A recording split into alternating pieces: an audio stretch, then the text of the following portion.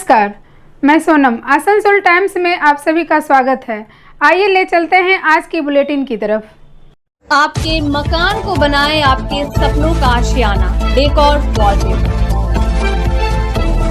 लजीज खाने के शौकीन लोगों के लिए अच्छी खबर। आसनसोल के एसबी गुराई रोड स्थित सुकांतो मैदान के सामने खुल गया है the Zaika fast food restaurant.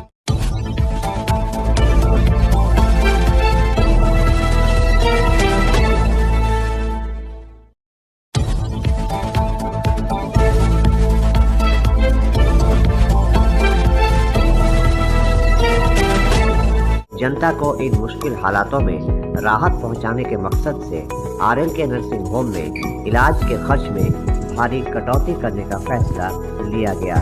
आज आसनसोल क्लब में क्रेडाई आसनसोल स्थापना दिवस और इंस्टॉलेशन डे मनाया गया।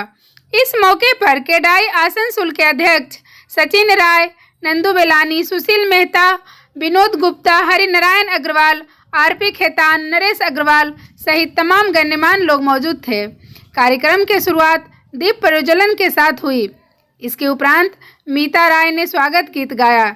इस मौके पर सचिन राय ने अपने स्वागत भाषण में कार्यक्रम में शिरकत कर रहे सभी गण्यमान्य अतिथियों का स्वागत किया। उन्होंने कहा कि उनका संगठन रोजगार के अवसर मुहैया कराने में दूसरा सबसे बड़ा संगठन है। 20 किलोमीटर के दायरे में क्रेडाई आसनसोल आदिवासी समाज से जुड़े लोगों के जीवन में विकास लाने की कोशिश कर रही है।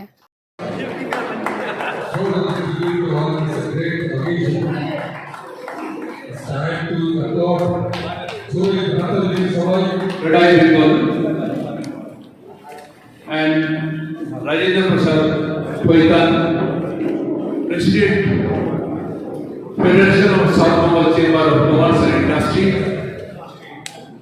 এবং এখানে যারা এসেছেন বিভিন্ন চেম্বারের যারা প্রতিনিধি এসেছেন, বিভিন্ন অর্গানাইজেশনের যারা প্রতিনিধি এসেছেন এবং মিডিয়া, আমার ভাই বন্ধুরা, প্রত্যেকে ক্রেডাই আসানসোলের তরফ থেকে স্বাগত জানাচ্ছি। তাদের সশস্ত্র শুভেচ্ছা, ভালোবাসা, প্রণাম জানাচ্ছি। আমাদের এই যে ফাউন্ডেশনটি, এর উদ্দেশ্য সেটা কিছু কথা বলে আপনাদের জানাবো। আমাদের ক্রেডাই আসানসোল, এই আসানসোল তথা পশ্চিম বাংলায় দ্বিতীয় বৃহত্তম কর্মসংস্থান দেয়।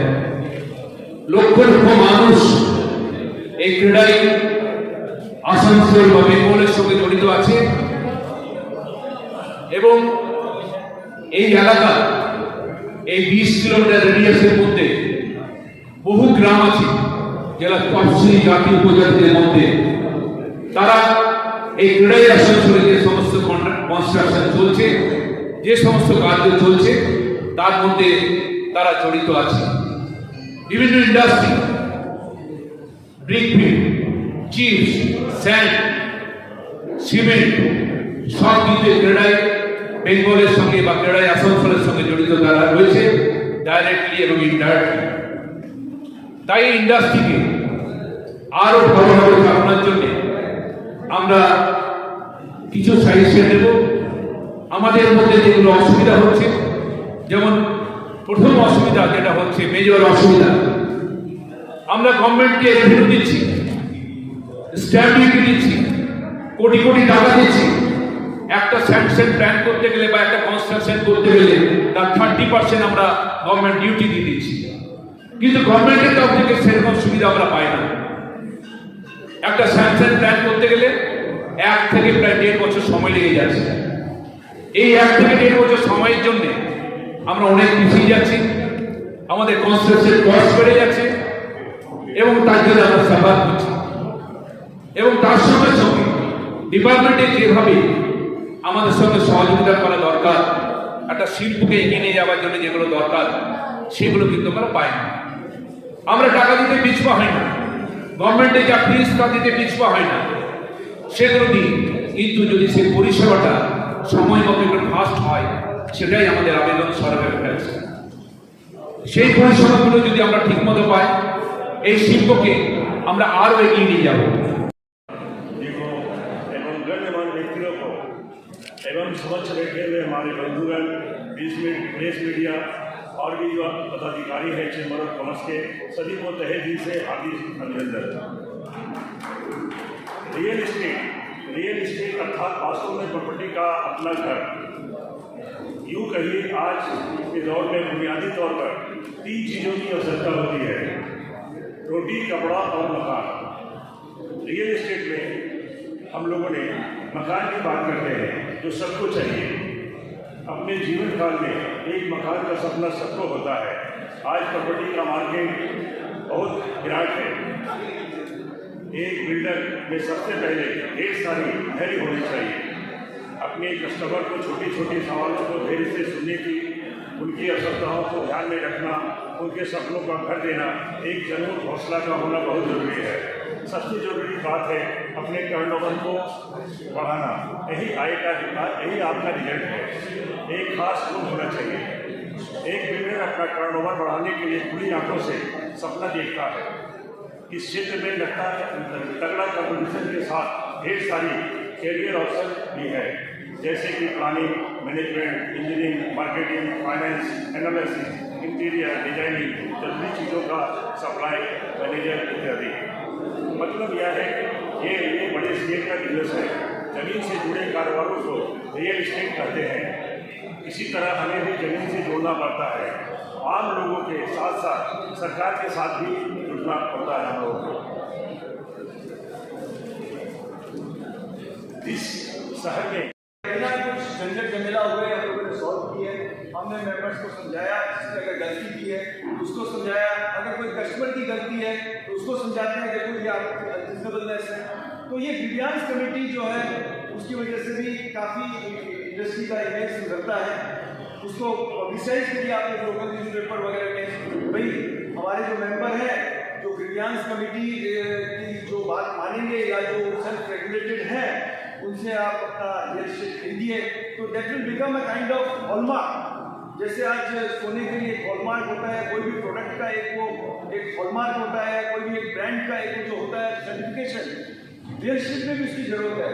हमें ये समझना होगा कि ये बहुत इम्पोर्टेंट चीज़ से हम लोग डील करें। आदमी अपनी जमा पूंजी पूरे अपने जिंदगी भर की कमाई रियल एस्टेट में लगाता है, तो हमारा भी एक फर्ज बनता है उसे हम सही प्रोडक्ट दें, अच्छी क्वालिटी का दें, समय से दें, और कोई भी तरह के जो ग्रीवियंस है तो उसको सुधारें। तो ये सब अगर हम लोग करेंगे तो इंडस्ट्री की इमेज जरूर सुधरेगी। इंडस्ट्री की इमेज सुधारने में अभी भी बहुत वक्त लगेगा। ये कंटिन्यूस प्रोसेस हमें रखना पड़ेगा, और ये अगर हम लोग कर पाएंगे तो हमारी जो समस्याएं हैं, जो आज हम अथॉरिटी के पास जाते हैं तो हमारी जो एक सुनवाई है, कमिटमेंट है, वो और आगे बढ़ेगी। हमें इसके लिए सतत प्रयास करना पड़ेगा। कंटिन्यूस प्रोसेस है ये, जो हमें लगे रहना पड़ेगा इंडस्ट्री में, जो अपने आप को भी सुधारने के लिए, अपनी इमेज का राइट प्रोजेक्शन देने के लिए। ये अगर हम लोग करते रहेंगे तो मेरे ख्याल से बहुत जल्दी हमें ऐसा नहीं है कि समस्याएं नहीं सुधरेगी। हम लोग अगर प्रयास करते रहे हैं, पिछले 20 सालों से मैं इसी चीज़ में लगा हुआ हूँ। और आज की इस सभा के सभापति एवं क्रेडाई आसनसोल के सभापति श्री सचिंद्रनाथ रॉय और federation of real estate developers association of India, stands for CREDAI, इस महान संस्था के इलस्ट्रियस पश्चिम बंगाल के सभापति परम आदरणीय सुश्री मोहता साहब, क्रेडाई बंगाल के श्रद्धेय सभापति महोदय श्री नंदू गिलानी जी, मंच पर आसीन क्रेडाई के अन्य पदाधिकारी हैं। मैं देख रहा हूँ इस कोयलांचल और शिल्पांचल के एवं व्यापार जगत की बहुत सी संस्थाओं, चैम्बर्स ऑफ कॉमर्स के प्रतिनिधिमंडल यहाँ पर मौजूद है। मैं सभी को अपने दिल की गहराइयों से अपना नमन करता हूँ और वंदन करता हूँ, सबके साथ उनका अभिनंदन करता हूँ।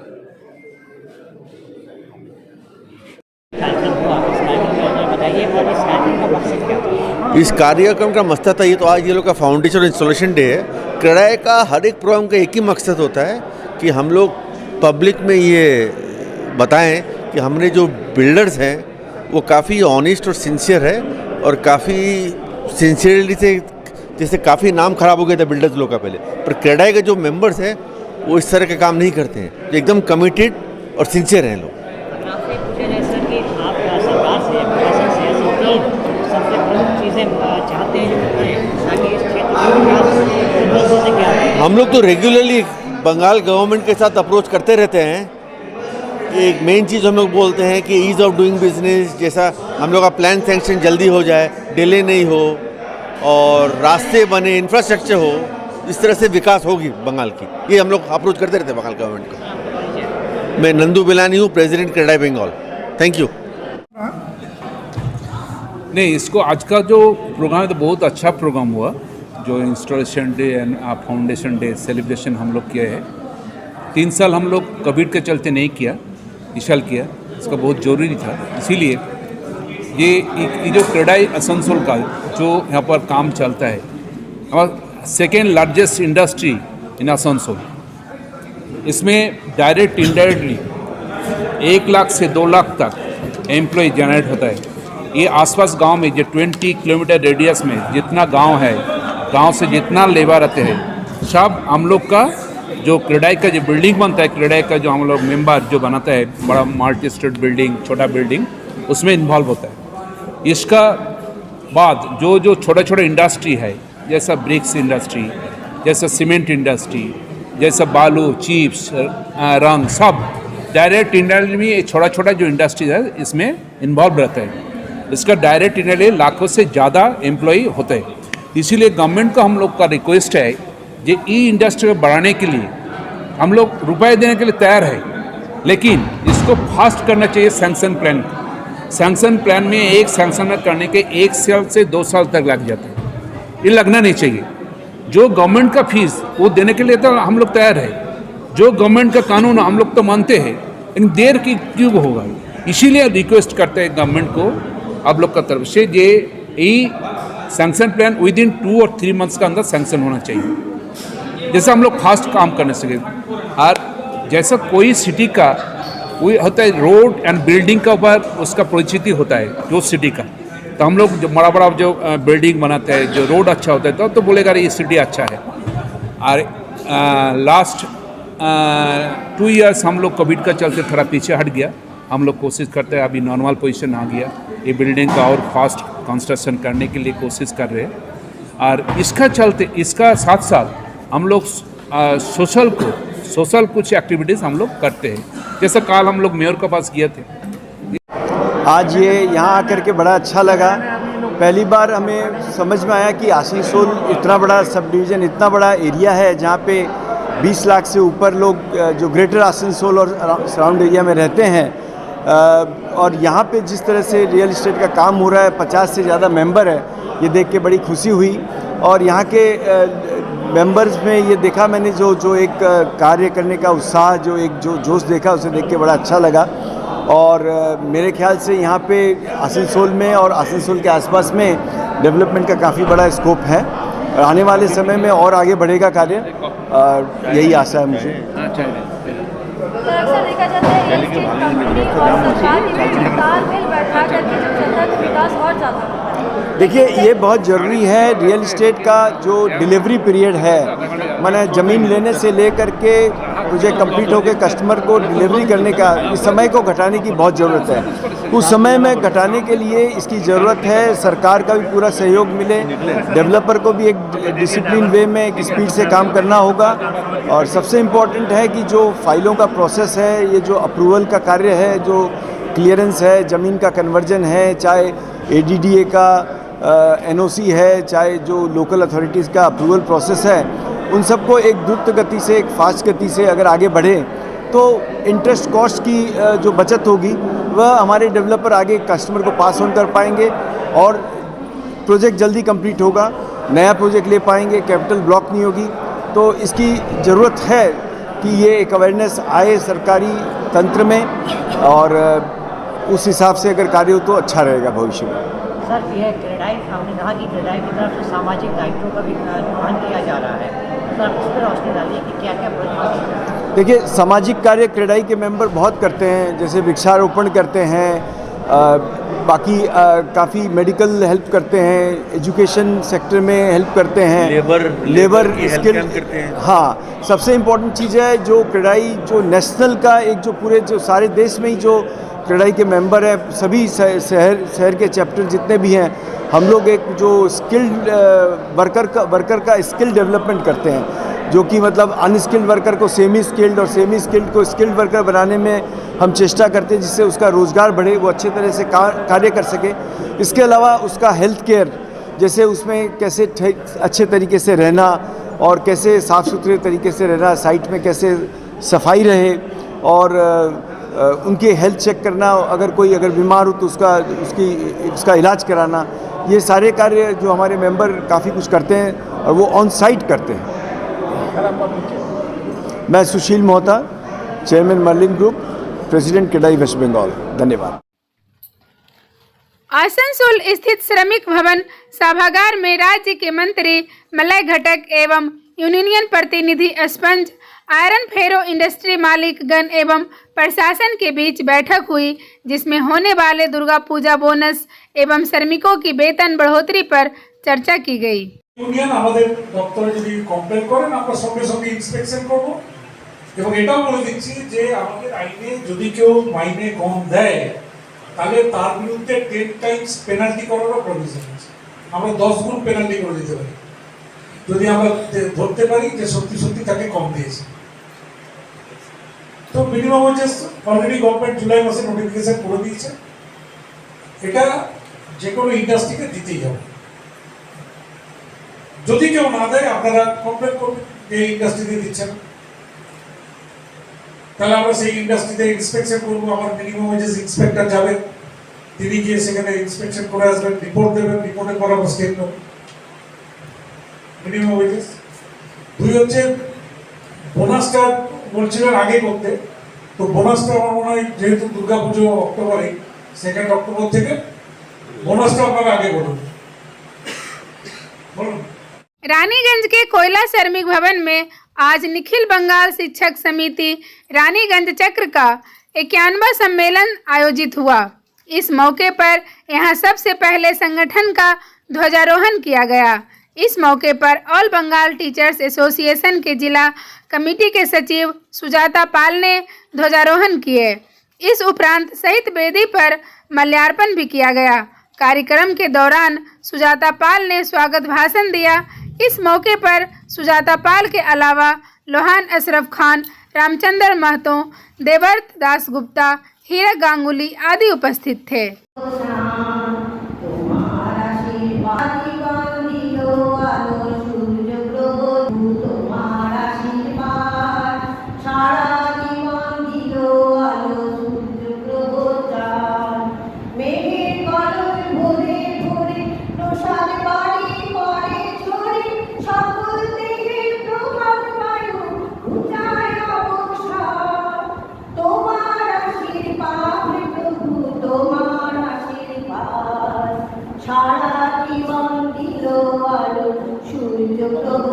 সামঞ্জস্য নেই, আমরা বলছি এই ঘাটতি দূর করতে হবে। উদ্বৃত্ত শিক্ষকদের চক্রস্তরে স্থানান্তর ঘটাতে হবে এবং অবিলম্বে সুষম যে নিয়োগ সে নিয়োগ করতে হবে। জেলা সংসদ কর্তৃক যে ছুটির অনুমোদন, সে ছুটির অনুমোদনের ব্যবস্থা করতে হবে এবং তার প্রতিনিধি দিতে হবে। আজকে কমরেড সুভাষা বলছিলেন যে ছুটি নিয়েছেন অথচ তার কোনো কপি পান না, ডকুমেন্ট পান না। আচ্ছা, মধ্যাহ্নকালীন বরাদ্দ আপনারা সবাই জানেন মিডিয়া এখানে রয়েছে, যেটা হচ্ছে মাত্র বরাদ্দ আহারের জন্য বরাদ্দ, মিডিয়া সামনেই বলছি যে মিড ডে মিলের বরাদ্দ মাত্র 4 টাকা 97। এই 4 টাকা 97 পয়সাতে আজকালকার দিনে এই গৃহমূল্যে চলবে মিড ডে মিল? আমরা দাবি করছি যে এর অর্থ বরাদ্দ হবে এবং তার সাথে সাথে আমাদের শিক্ষকদেরকে আজকে জড়িয়ে দেওয়া হচ্ছে। আমরা বলছি যে শিক্ষকদের এই কাজ থেকে জমা দিতে হচ্ছে, এটা বারবার বন্ধ করতে হবে। বারবার একই ডকুমেন্ট বারবার আমরা কেন জমা, এমনকি রিসিভ শুদ্ধ দেওয়া হচ্ছে না, আমরা বলছি দিতে হবে। অবিলম্বে শিক্ষিকাদের সিসিএল যেটা চাইল্ড কেয়ার লিভ, সেটা আবেদনের ভিত্তিতে চুক্তিকার্য বাস্তব সম্মত দৃষ্টিভঙ্গির ভিত্তিতে নিরপেক্ষতা বজায় রেখে এবং চক্কস্তর একটা সুস্পষ্ট নির্দেশকে জারি করতে হবে। পার্সিয়ালিটি হচ্ছে, এখানে বসে আছেন আপনারা শিক্ষিকারা, আপনারা জানেন কাউকে দেওয়া হচ্ছে তো কাউকে দেওয়া হচ্ছে না। अभी तक आप देख रहे थे आसनसोल और आसनसोल के आसपास की खबरें। ऐसे ही खबरों को देखने के लिए बने रहें हमारे साथ। नमस्कार।